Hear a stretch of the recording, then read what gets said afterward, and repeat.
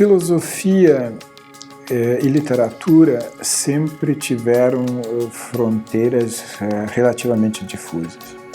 Há muitos escritores que se caracterizam por escrever filosoficamente, isso em tal medida que eu chego a dizer que a maior obra filosófica do século XX é um romance, e é O Homem Sem Qualidades, do Robert Musil, assim como vários filósofos têm características eminentemente literárias nos textos deles. Nietzsche talvez seja considerado quase mais um grande poeta na Alemanha do que um filósofo em sentido estrito. Apesar de serem caracterizadas como obras filosóficas, as obras do Platão podem ser lidas como obras literárias ou obras teatrais, se a gente quiser. E várias outras obras que são tidas como literárias, posteriores, têm um fundo filosófico absolutamente profundo. A Montanha Mágica, do Thomas Mann, é uma delas. O Estrangeiro, do Camus, como centro do existencialismo. A Náusea, do Sartre.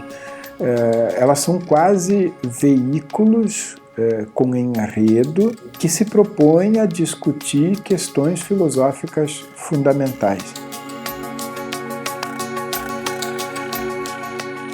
É quase como se, nesse momento, a literatura mostrasse ser a filosofia que sabe dançar, a filosofia que tem um caráter lúdico um pouco mais visível, mas mesmo assim discute teses filosóficas absolutamente fundamentais.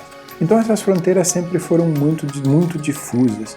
A literatura foi ancestralmente um grande veículo de filosofia, e quando ela atinge a profundidade mais absoluta, a filosofia inclusive se debruça sobre ela, percebendo que a literatura é um discurso artístico e, portanto, um discurso em primeira mão. Então ela se ocupa da literatura para tentar explicar melhor o mundo. É o que acontece com obras definitivas como Em Busca do Tempo Perdido, de Marcel Proust, por exemplo. Uma obra que cadastra de maneira tão definitiva aquilo que é a passagem do século XIX para o século XX, mensura sentimentos com uma nitidez e com um detalhismo tão absolutamente grandiosos que a filosofia percebe que ele compreende o sentido da vida, ou compreende o funcionamento da vida, aquilo que se passa numa alma humana, aquilo que se passa no mundo lá fora, de um jeito absolutamente perfeito.